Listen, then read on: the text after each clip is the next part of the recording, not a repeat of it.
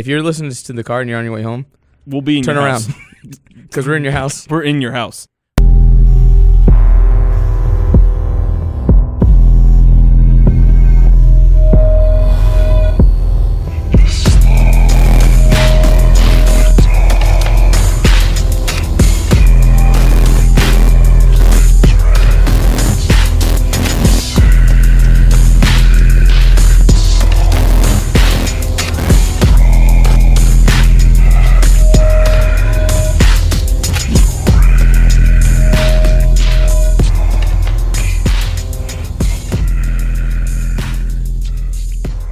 And welcome to the Horror Junkies podcast. I'm your host, Pat. I'm Mike.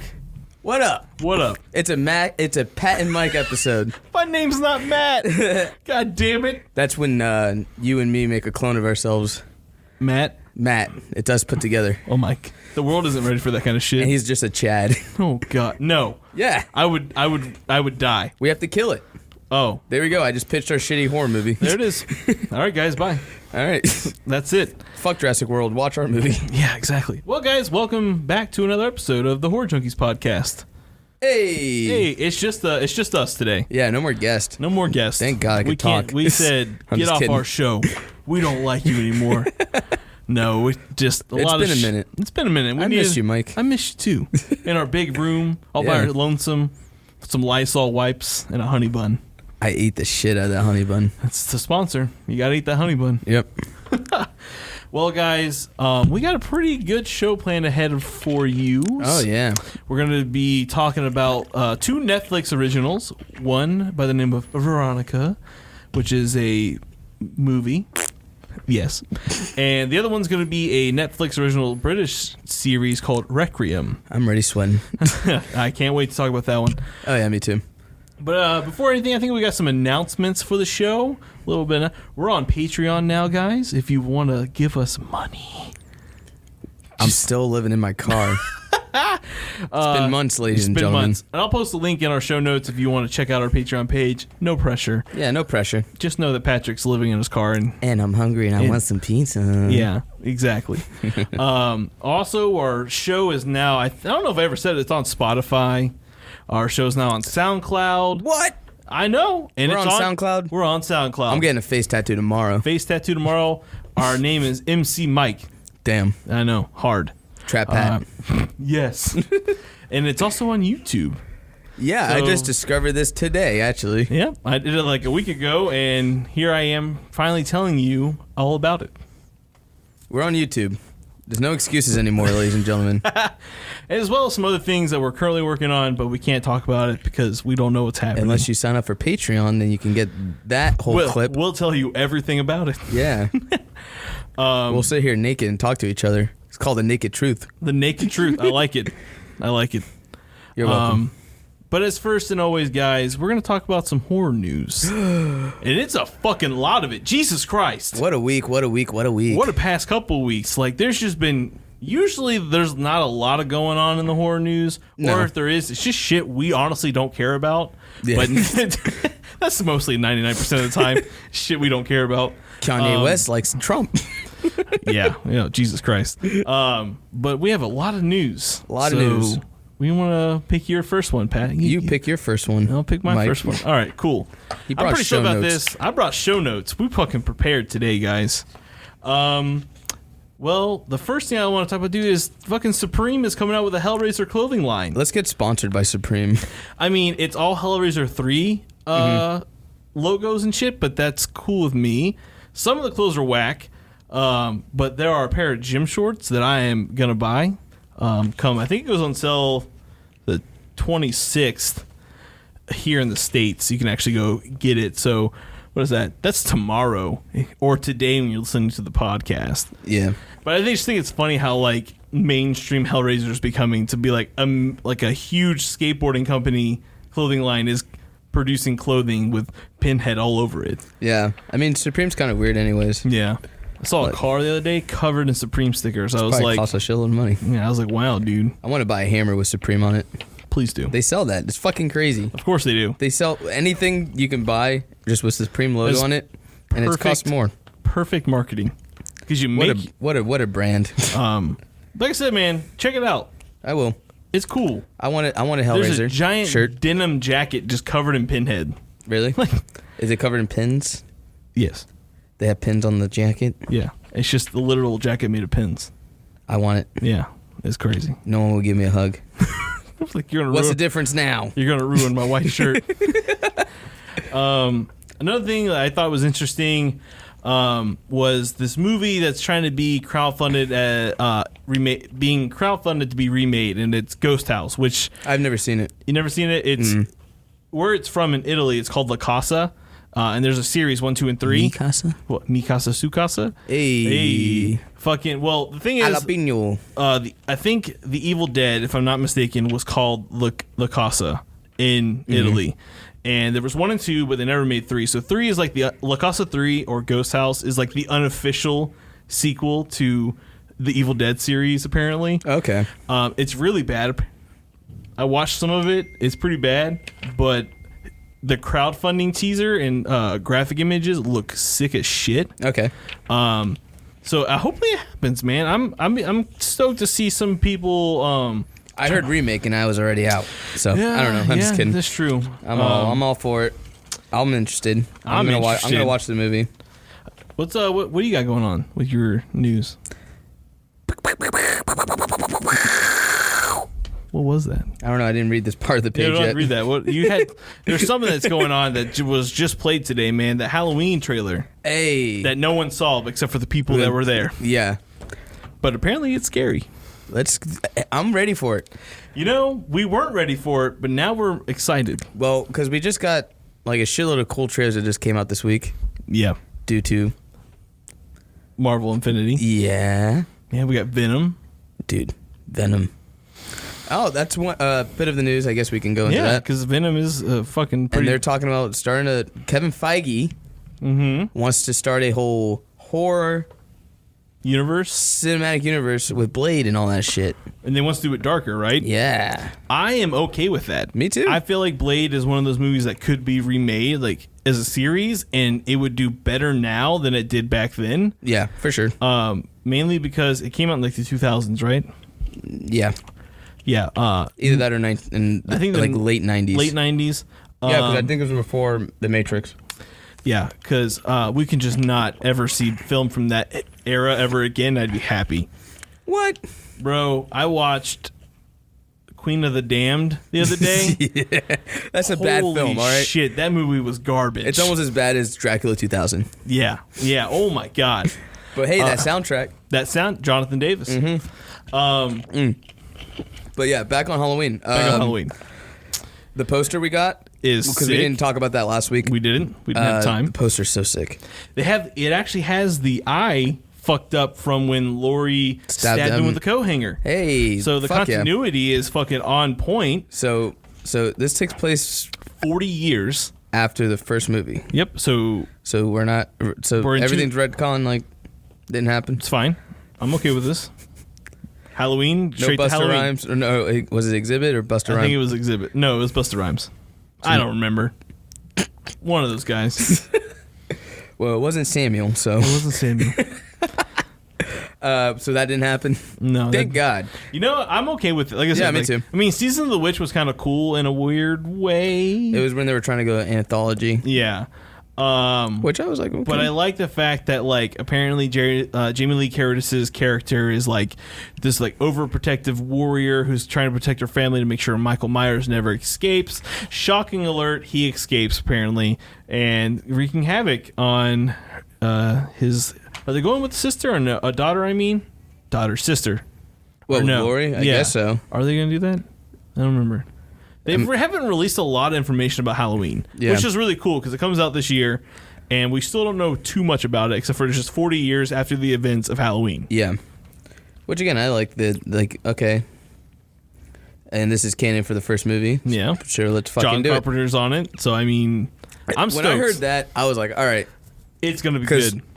I had a discussion earlier with some kid about fucking Rob Zombie because I always have to have that because I always have to have that conversation. That conversation. Because it gets brought up, and then there's that one kid's like, "Oh, I like the remakes." I'm like, "You're wrong. you are wrong, and you're wrong." Yeah, no. I mean, Let's not talk about his childhood. Like, yeah, that's all. let's just fuck it. Whatever. That's what makes him scary. I want to see him kill people. So apparently, it's scary. It's really scary. That's all I asked for. So that's all I asked for. Let's see if it lives up to it. I'm hoping for and praying for good things. But we'll see in October when it comes out. Yes. Yes. And more in sequel news. More in sequels. Goosebumps. They changed the name again. Yep, they changed the name again. Haunted Halloween. It's around Slappy. I'm okay with it. I didn't watch the first Ghostbusters movie. Goosebumps. Sorry, Goosebumps. Wow.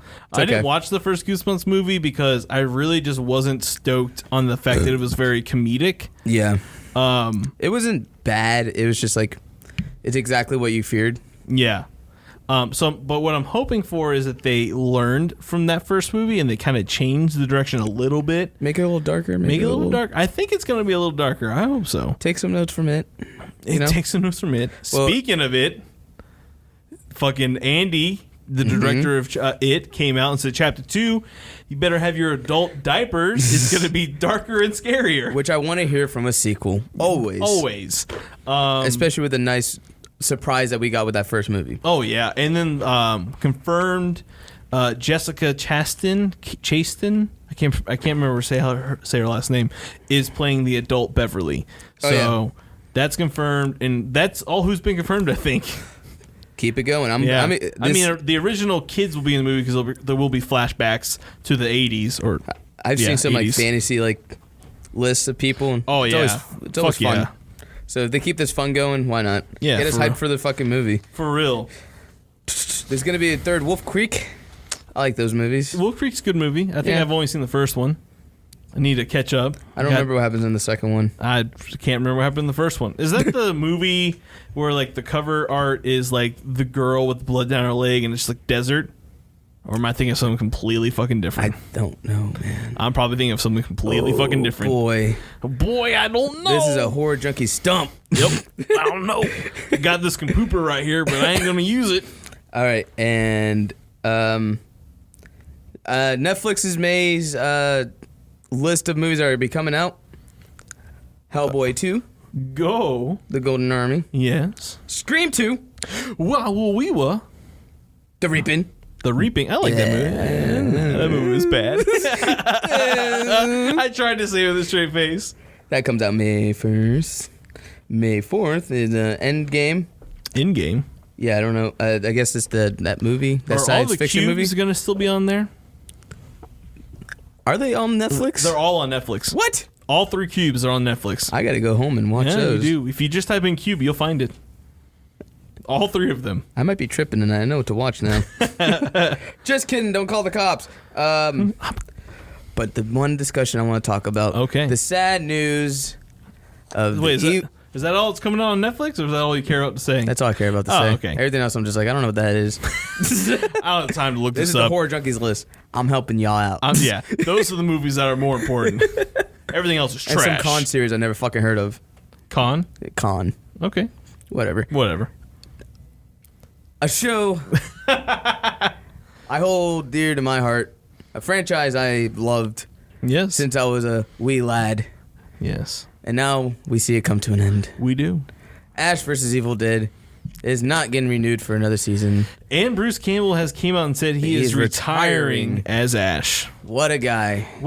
I mean, listen, am I sad? Fuck yeah. I've been crying all day. Yeah, all day. But do I see other things coming from this? I do. I honestly do.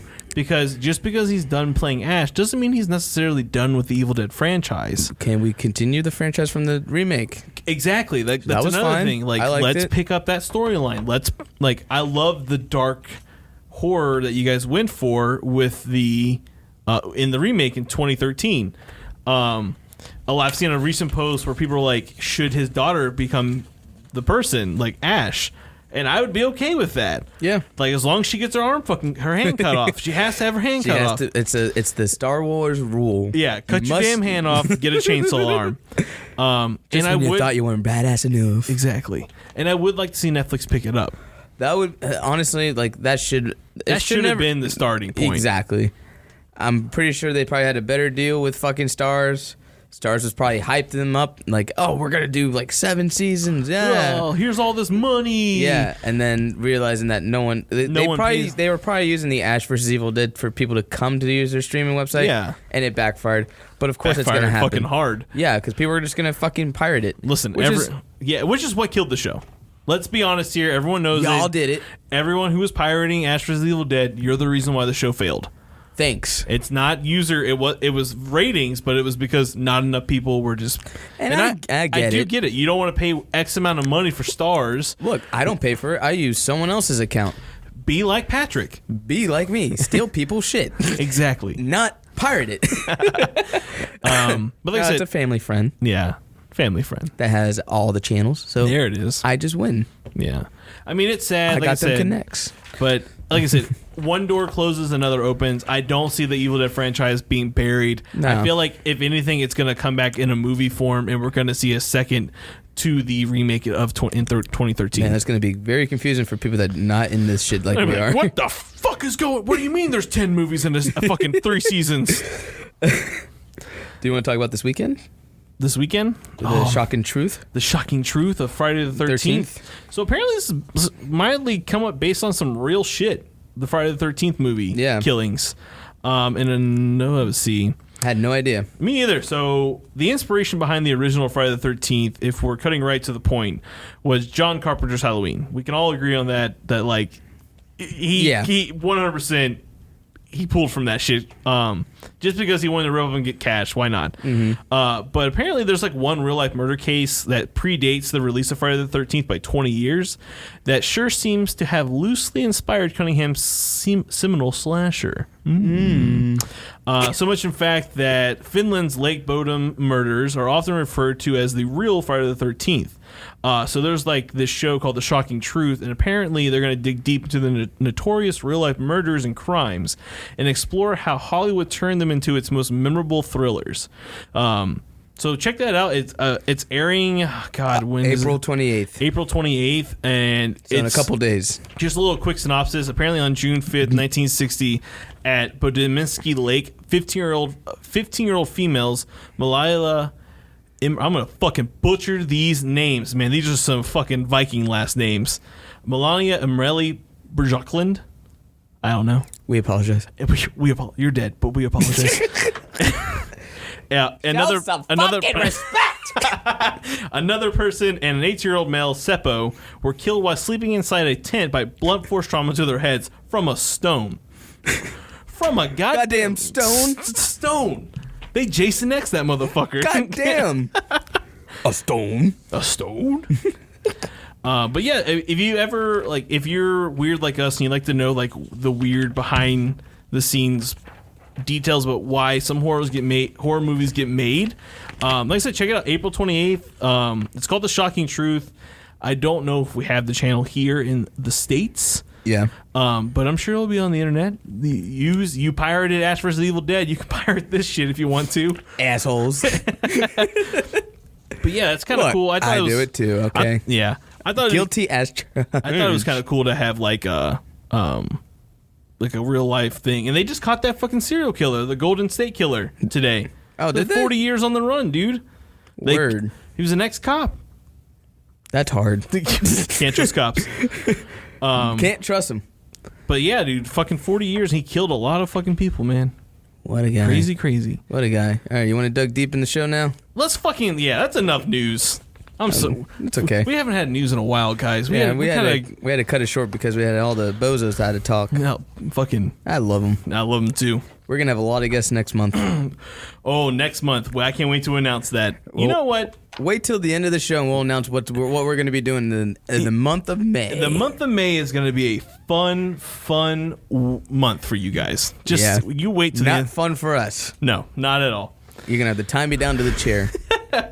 I can't wait. But let's get another fucking movie that I had to tie myself and watch. Was our first Veronica. All right, so I like the name. I liked it. It's just I'm jaded. You're jaded when it comes to possession? Yeah, I'm sorry, man. It's understandable. It's just a lot. It's the genre is saturated with possession films. It was done well. It was done well. I agree. So for those of you who don't know, Veronica is a Netflix original Spanish-speaking film. It's directed by Paco Palza, written by Fernando Navarro and Paco Palza.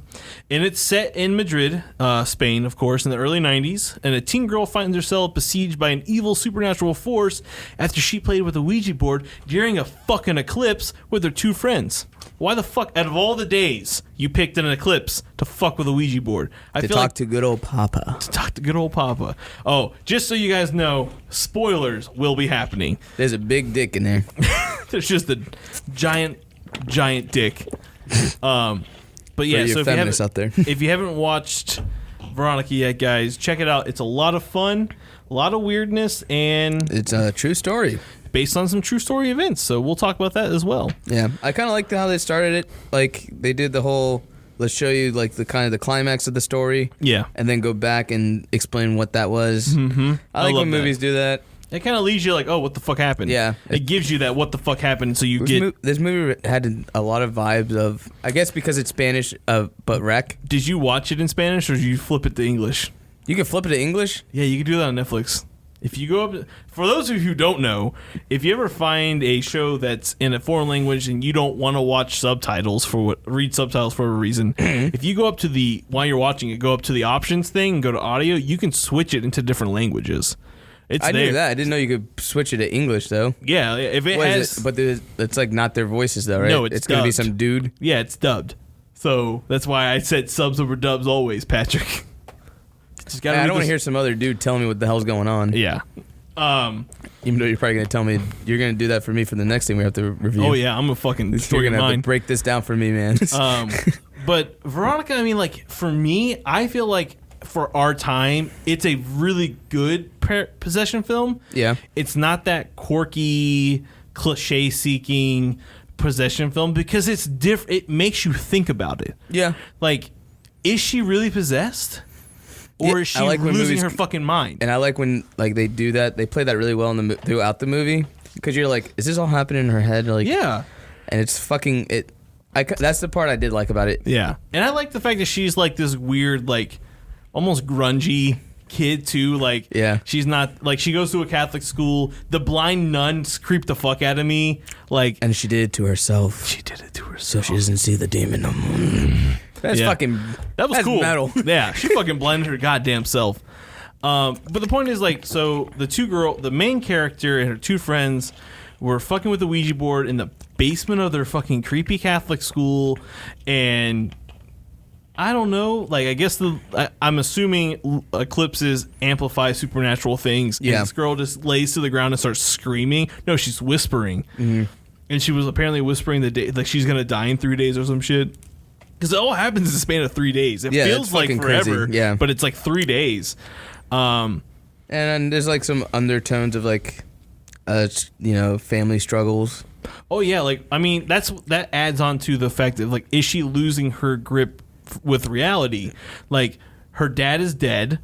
Her mother works at the bar or never sees all her. the time. And she has to take care of not only of herself in her schoolwork, but she has to make sure her two sisters and her little brother are all fed, clean, doing what they need to do. So, like, how old was she? Like 15, I want to say? 15, yeah. She's around that age. Like, that's a lot to put on yourself. Not only, the loss of a father. She's also in that age. She's going through puberty. Yeah. Everyone goes through puberty. Yeah, but like that time span when the movie happens. Like, she does, and she freaks out because she's by herself. Yeah. Which I can only imagine is a terrifying experience because you don't know what the fuck is going on. But like all of that happening, you're like, man, is she really just like fucking losing it, or is she really being haunted by a demon? Because there's that like the scene where she's like trying to wake up her sister, but she's actually like choking her, and you're like, oh, what the fuck? She's actually trying to kill her. Like the shit. And I like the Nordic fucking protection symbols. Like, that was cool. Mm-hmm. I like the fact that she bought a Ouija board and occult magazines through a fucking local vendor. I'm like, where the fuck is that down the street in Orlando where I can just pick it's up... 90s, man. Yeah, a fucking magazine on occult shit that comes with a Ouija board. That's so cool. Yeah, and the Spanish, like, vibe from the movie kind of helped the scariness too. Yeah. You know, like... yeah, again, like the comparison I made to it is like Wreck. Yeah, I agree. And it's not because of the Spanish thing, but it's like just how the movie like felt to me. Yeah, and I like how towards the end when shit starts really getting like, cause you don't really see what it is. No, you see like the shadow of it, and like it's like a black figure. Yeah, the bed scene was crazy. Yeah, that's what I was going to discuss. The bed scene's cool. I also like the scene where she's actually like he's sticking her hand in her mouth. Oh yeah, and like holding her, and that's when the cop finds her. Mm-hmm. Perfect. Yeah, I was like, that's sick. Fuck. And that answers the questions of what they see in the beginning of the movie. Yeah. I did like the whole like the dark. I like when they portray demons or otherworldly figures and entities as these like gross, drippingly like tarish bodies. Yeah. It adds an element of like gross. Yeah. Sometimes they're not gross looking. They're just kind of like, oh, whatever. You really like honestly never see them. Like the demon in This Is the End. Oh, yeah. Something like that. Something like that. Big old dick. Just a big old dick. God damn it. I forgot all about that movie. And I you rewatched just it like put a it week back ago. in my fucking head. What a fucking movie. It's a giant dick. Veronica, I guess we can go into the Horror Junkies review, or not review, but rating. All right, what do you give it? I'll give it a 7. A 7. That's a fair score. Yeah, I agree for something with you. like I kind of had to like, it dragged me because I was like, I fucking don't want to watch any more possession films. Yeah. And then watching it, I was like, all right, but it was good. So my story behind it is I got caught up with the whole clickbait of it's the most scariest movie. You fell People for that? can't even watch it all. And I'm like, well, what the fuck's so scary about this movie? So me and my wife just sat down one afternoon and watched it. And we're like, people are fucking stupid. She loves it, by the way. She loves Issa? she loved Veronica. She thought it was fucking fantastic. Right. I was like, it's good. It's no Exorcist, but it's fucking good. Yeah. But I like 7. 7's a good thing because there's some things I would probably like would have done differently, or like to see done differently. Yeah. Better way. I would like to see more demonic shit happening. Yeah. I mean, like when she slits her own fucking throat, that was intense. Like that was fucking crazy. But I don't know. I would like to see. I don't know. You just wanted more. I just wanted more. I did too. Like a little bit. I wanted like a little bit more of like the demon, or like know about the demon or whatever. Yeah. But like I said earlier, this shit apparently is based off a real life event, quote real life, because you never know with this shit. Yeah. But the lady's name, probably just some weird call, and they based it on that and some shit. Mom, I got a weird phone call. They breathed and hung up. The house is haunted. We gotta move. But the lady, this story is, not basically portraying, but kind of like sneaking around it and kind of tiptoeing around. Right. Her name is Estefina Lazaro. And Lasagna. Jesus Christ. But yeah, like I said, Veronica is supposedly based on the true story of a young girl in a town that's south of Madrid who died after playing with the Ouija board in the 90s. According to her parents, Estefania started dabbling in the occult as a teenager. Where are these kids? The occult? The occult? She was summoning demons, talking to the devil, hell, Lucifer. In the 90s, I mean, I was a kid, but like even in my teenage years, I wasn't dealing with the occult. I wasn't in the woods saying, let's summon some demons. I mean... Okay, that's a fucking lie. I went lie. some spooky places. I went to some spooky houses. I never summoned any demons. I play with the Ouija board here and there, but, I like to fucking live life on the edge a little bit, but I ain't in the... I'm not joining a cult. I'm not drinking some Kool-Aid. No. I know, I mean, I did join a cult. It was called the Christian religion. Oh, well, we got to talk about that. Anyways. But yeah, so like basically, this led to her performing a seance at school, trying to connect with one of her friend's boyfriends who recently died in a motorcycle. And like, you're seeing all the similarities because all this happens. Sounds like a way better story than we got. Right? The ritual was interrupted by a teacher, but the group describes seeing a strange smoke going up through Estefania's mouth and nose. She's Danny Phantom. Danny Phantom. And then, like, apparently over the following 6 months, she was suffering from seizures and hallucinations, which, when it comes to these real-life events, most of the time, people who are quote-unquote possessed are people living with a mental illness that's not being diagnosed, be it schizophrenia. Have you ever watched those videos, though? Oh, yeah. No, they're terrifying. Yeah. No, real-life, there's actually a documentary that just came out. It's called Father something. It's dealing with the guy who directed The Exorcist and an actual priest, and they went around. We do research during the podcast now, guys. Yeah. Yeah, I'm gonna Google this up because it's something. But here it is. The Devil and Father Amarth. That sounds metal as shit. Yeah, dude, it's the documentary from the Exorcist director, and it deals with exorcisms and like real life exorcisms. Word. Gonna have to do a show about that soon. Can we please? But back onto Veronica. She would sometimes apparently go into a rage, barking at her brothers, or would tell her parents she saw evil shadows walking past her room at night. Her worried parents took the daughter to several doctors, but none of them could find anything physically wrong with her. A few months later, she was found dead in her bedroom, her death completely unexplained. Her parents said they thought her death had something to do with the Ouija board and started to experience strange goings on in their own house afterwards. Really weird. I mean, like, it's there. Like, you can see, like, the similarities in the movie and the real life. This sounds way better, though. Yeah, this really does. Like, should have just done this real story. It's like I said, it sucks that this happened to this young girl and she died. And just for those who are out there, if you don't believe, if you do believe, sometimes fucking with the occult isn't always the best thing to do because you don't know. You knocking on the demon's door, you don't know what's gonna answer. You knock on the devil's door, you don't know what you're gonna get. Devil went down to Georgia, dude. I'm sorry.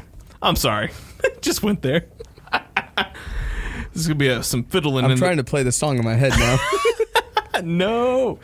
But that's it for Veronica. Like, it's the one with the violins, right? Yeah. No, fuck that. That sounds metal as hell. It is. If you haven't seen Veronica, guys, and you listen to us talk about it, and you kind of seem interested, and you would like the pieces that are in between that we said, watch it. It's on Netflix. Yeah.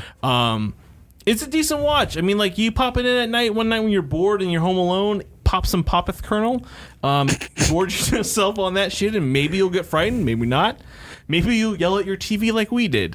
Damn you! Exactly. But it's a good watch. It's a lot of fun. It's better than some other shit I recently watched, what I'm not going to discuss until later. Okay. You'll know. You'll remember. Oh, boy. But let's move on to... What's your rating? I'm giving it a 7. Okay. I'm going to go with a 7. Cool.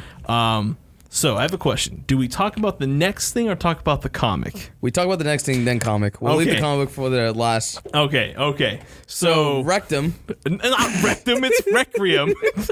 So rectum. For those of you who don't know, like, I threw this, like, these subjects on Patrick, like, maybe 5 days ago, and he had to watch Veronica and a whole fucking TV series in 2 days. And I thought I killed him. I thought he killed him. I didn't hear from him for like 48 hours. I was like, are you okay? I literally just...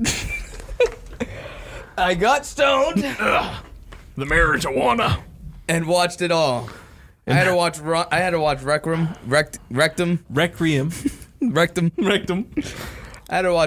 like 3 times because I kept falling asleep.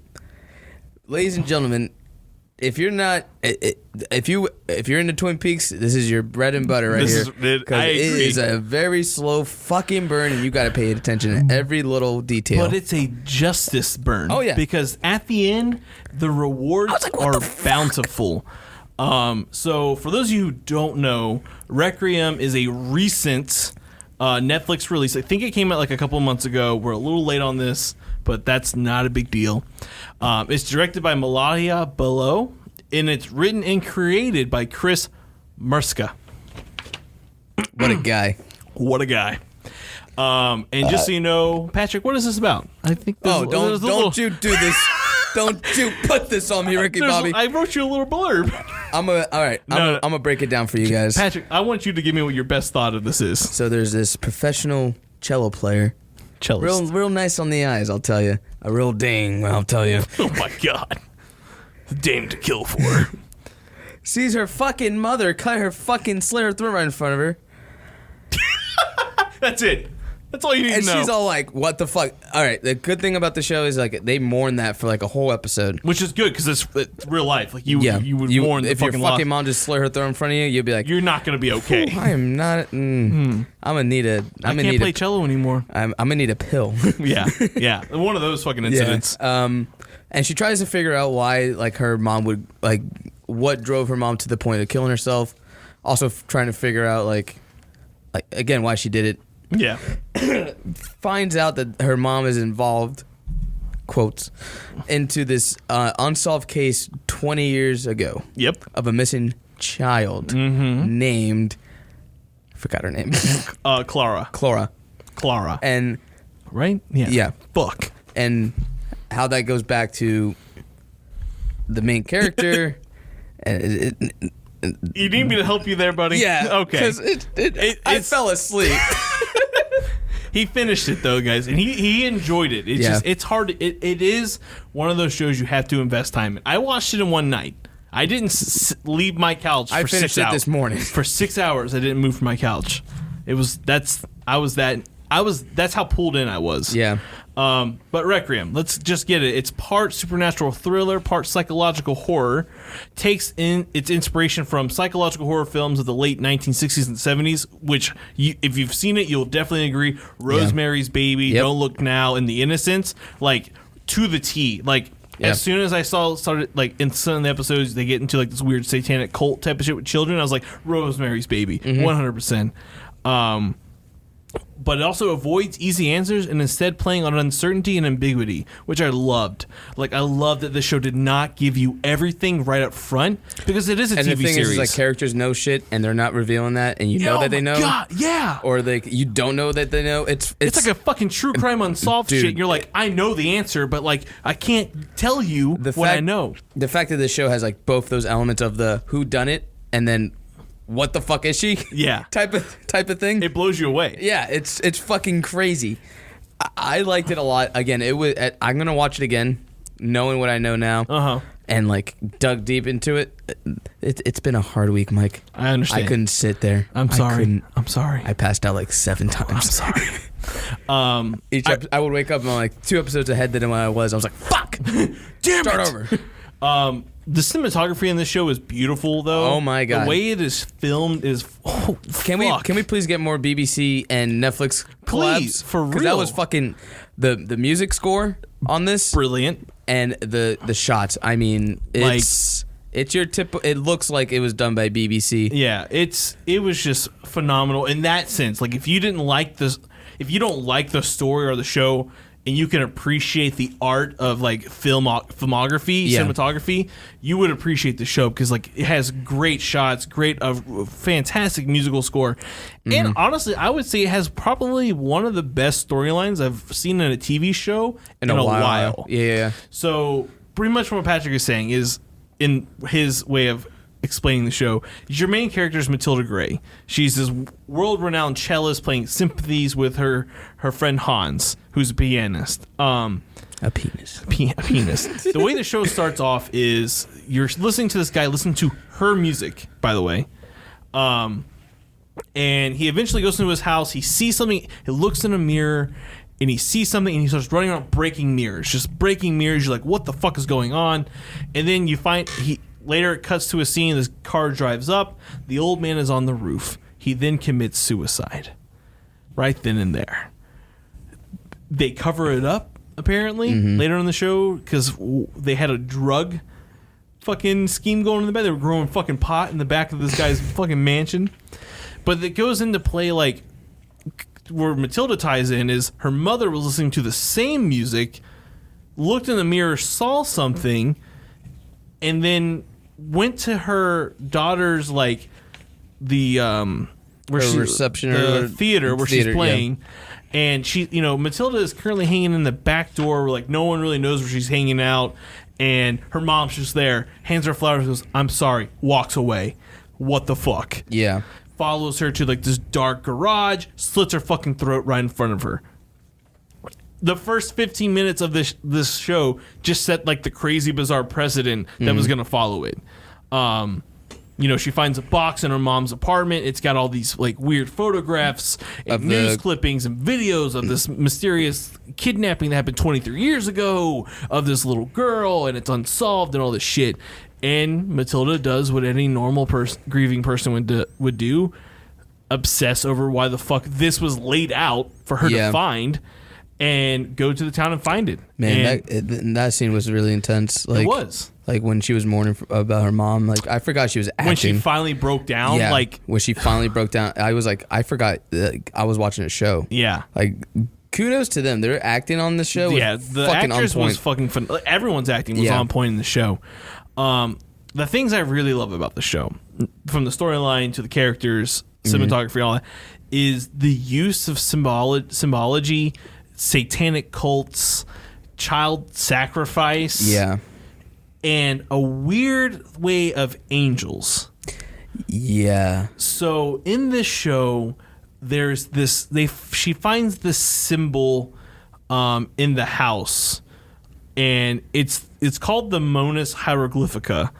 And she starts looking, and it's everywhere. And the girl's like, "Oh, it's around the antique lady is like, oh, it's usually around satanic cults and all this shit." And she starts digging more into it and figuring out, like, all this weird shit, like, by this man named John Dee, who had this huge, like, order, who believed in angels and all this weird shit, black mirrors, which is in the sense of crystal balls. Yeah. Like, a black mirror is the other medium you can use to talk to otherworldly beings. And he thought he was talking to angels. Those motherfucking things... I won't say they're not angels, and I have a reason for that. Let's hear it. So, skipping a little bit into the show, towards the end of the show. Because it's a burn. It's a burn.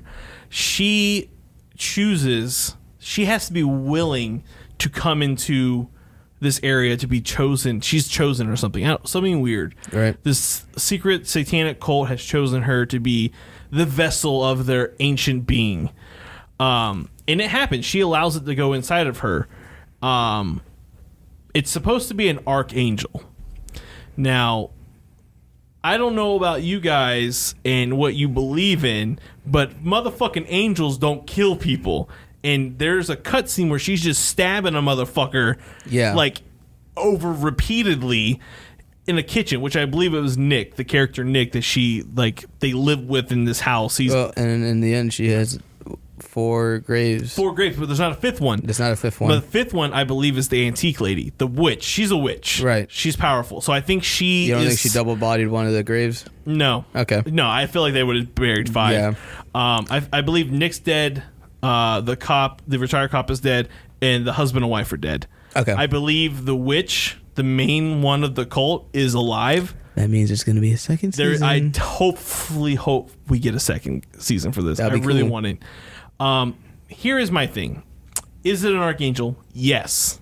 I like that they're doing the angel thing, but it's not a heavenly angel. I think she's fucking Lucifer incarnate. Ooh. Lucifer was an archangel. Yeah, he was.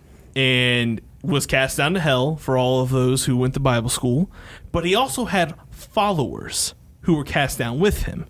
Now, in the show, there are these things that live in the mirrors called the Thin Ones. I think the Thin Ones are his followers. That's why they're called angels. Because technically they were angels. They were angels, yeah. So I think this is like this weird twist where like people are hearing these terms, angel, archangel. They're thinking, oh, these are good things. But they're not. Think about everything that they did. They made Hans fucking... Because they ride you. That's how her father, eventually, who she finds out is her real father, says it. Like he's like, you gotta let them ride you, but just worry that like they're gonna make you do things that you're not gonna know about. So like Hans like flips his stab him. yeah, right.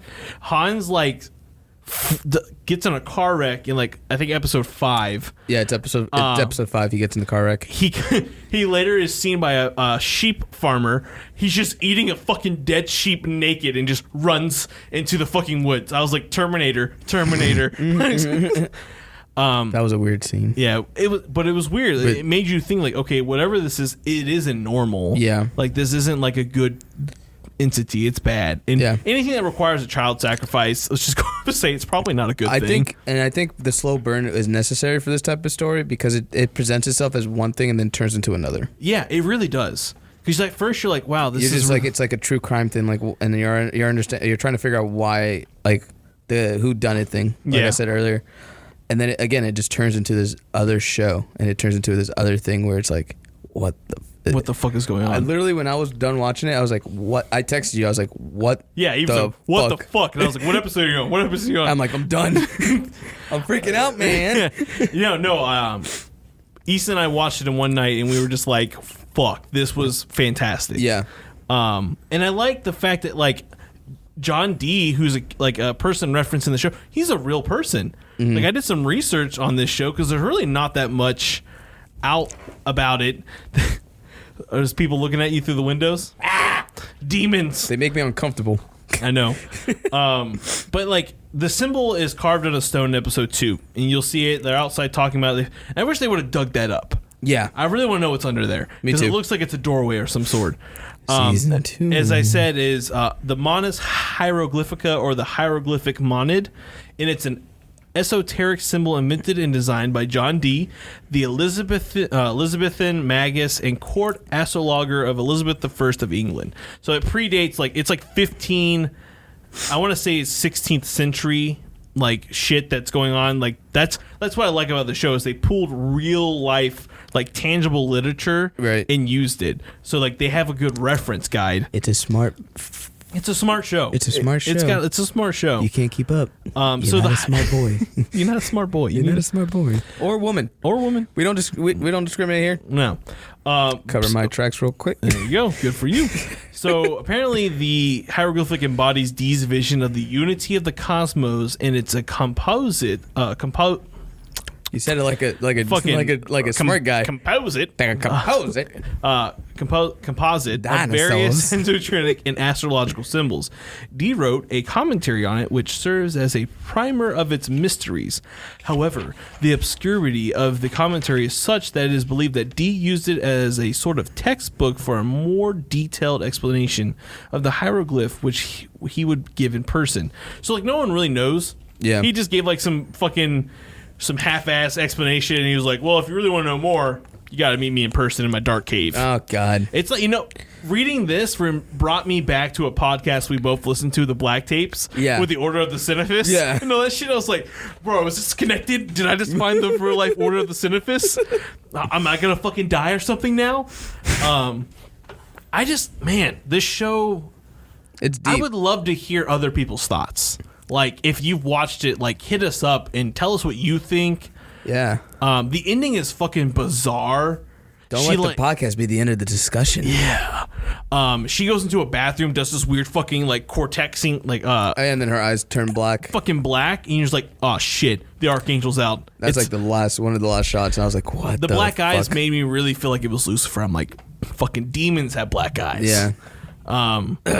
God damn. I hope there's a second season. The thing about Netflix is they really don't show ratings. No. They'll promote, like, oh, this was the most watched show, but they really don't share their rating systems to everyone. Because it's probably ridiculous.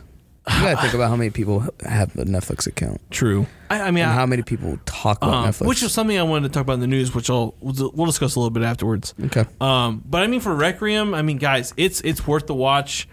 Do you have to watch it in one day? No. Do I suggest it? Yes. So you can remember shit. Yeah, because there is. If I expand this out, I'd probably be like, what the fuck happened last episode? The thing is, like, we could do a whole episode on this show because each episode is 1 hour. In 1 hour, he said that to me, and I was like, fuck you, Mike. I was like, dude, you said Requiem. I was like, Requiem for a Dream. I'm like, I guess we could talk about the refrigerator scene. That was pretty scary. That's with what Jared Leto. Yeah, right. But And the Eyes Wide Shut party. oh my god, Woo, boy. That was a weird movie. it really was. It really was. But definitely watch this, guys. Don't sleep on it. I know it's. Is it horror and then the fact that it's like shocking, scary? It's not that scary, but is it a nail biter, having you on the edge of your seat type of psychological fuck to the head? Oh yes, Definitely, 100%. Like you're watching this and you're like, fuck. Like I said, I gave it the comparison of like Twin Peaks in the sense of the slow burn and like kind of just like drags a lot of it. Yeah. Which is, I love it because it doesn't. There's a good in it. It's like, not holding your like, hand, baby. I feel like Twin Peaks drags too much. Yeah. For me, this drags just enough. Okay. Like it's enough for me to be like, it's a little slow. It's enough to sink your teeth in. Exactly. And take a bite of that apple. Yeah. People, they probably hate us. Oh, probably. We're like fucking weirdos. But I'm gonna give that show a 9. For my rating, like I said, I really don't think anything could be done differently. I feel like if we're gonna get a second season, it's gonna be scarier. Yeah, because like it's out. Like the thing is out. Like it walks among us now. There's gonna be a lot of deaths. It's gonna be crazy. What do you give it? I'm gonna give it. I'll give it an 8 as well. Maybe an 8.5. Okay. Because I did like. There was a lot of good in it. There was a lot of things they did correct. Okay. And again, the filmography, the cinematography, the music score was fucking brilliant. Oh, her playing the cello was fucking on point. She was shredding the cello, dude. I love cellos. And again, she was one of my favorite easy on the eyes. She was very pretty lady. She is. I would hold her hand. That holding hands is for the devil. I would hold the devil's hand. You ever remember that scene from Dewey Cox? Yeah. You don't think we know what you're saying when you say, take my hand? Just a song about holding hands. You know who's got hands? The devil. He uses them for holding. Oh, I saw... Dumb movie. I saw Super Troopers on 420. Oh my god, how was that? Oh yeah, happy 420 everybody. It's April 25th. Hey, 5 days late. Whatever. It seems about right. It was funny. They made a lot of fun of Canadians. Of course they did. So, if you're not Canadian, you'll have fun. Yeah. That's about right. It was funny. But I think that's it for Requiem. I mean, I feel like we may come back to it. I think if there's a season 2, we'll definitely come back to it. And we would, like I said, we would love to hear your thoughts on Requiem and Veronica. Let us know what you think about both those movies, because it's kind of like a good mix between the two of us. Like, we have things we like and we don't like. Yeah. It'd be good to hear outside comments. Again, don't let the podcast be the end of the discussion. Exactly. We did have the fortunate random, we love this, experience to fucking read a comic book to review for the show. It's called The Twilight Hotel. I got an email while watching Requiem. And this guy was talking about, he has a 4-book horror comic series based on an original screenplay written by, his name is Raw, which I think is cool. Raw X. So cool. That's a cool name. Dude. I think of Raw, I think of ancient Egypt god Raw. Raw X, this guy needs to be in a fucking new metal band. For real. He said, like, in his email, he described it as like a blood-soaked love letter to a classic horror sci-fi brands like Twilight Zone, Tales from the Crypt, which, while reading it, I definitely got those vibes. Yeah. Definitely got those vibes. Oh, yeah. And the series tells the story of a 100-year-old West Florida hotel that has a very sinister secret. Built on land that was once home of the most notorious plantation in all of North America, where thousands of African slaves and Seminole Indians were murdered in ritualistic ceremonies. It is also home to an ancient entity deity named She. With a supernatural ability to track and influence people, she lures unwitting individuals to the twilight, where they are subjected to many horrors, including man-eating bedbugs, psychotic gangsters, zombies, and serial killers. So that's just the background of that series.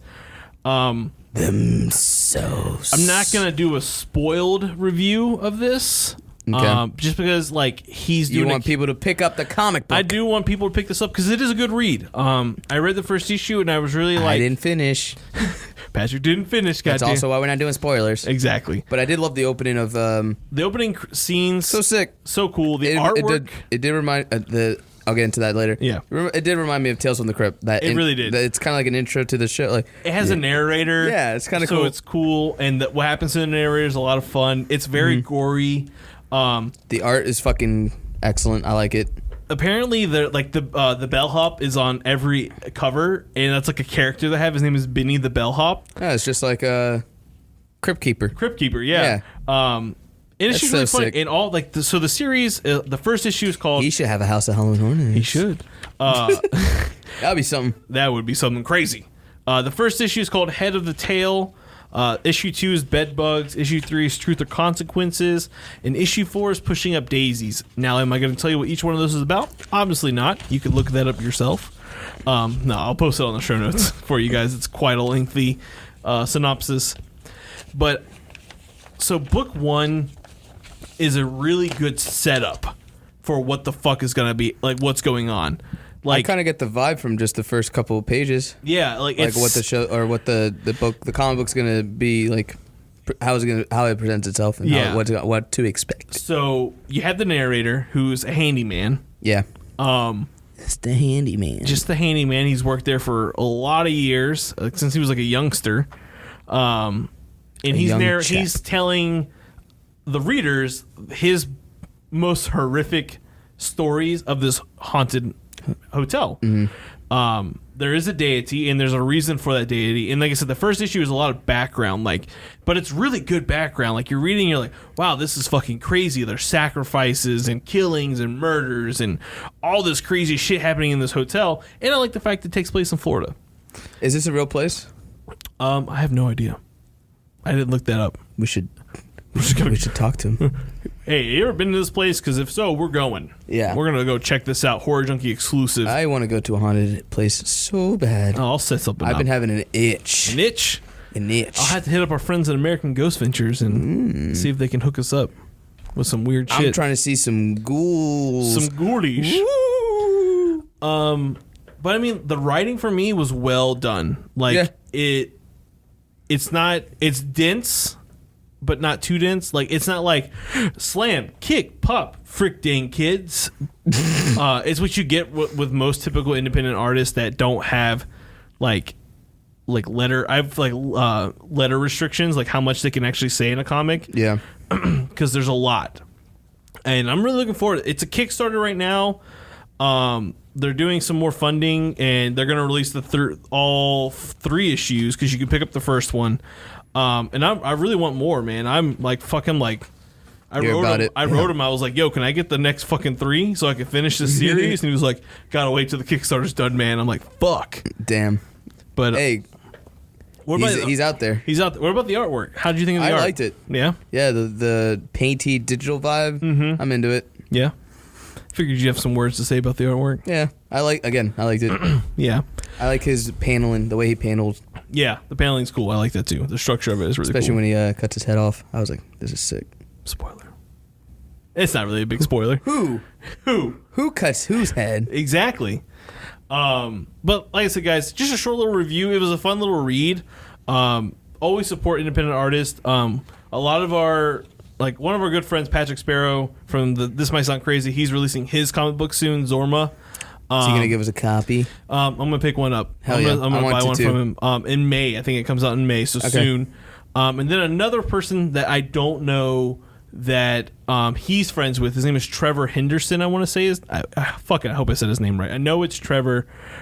He's got a book coming out shortly called, if you give me a moment, Trevor Henderson. If you guys want to find him on Instagram, that's his name.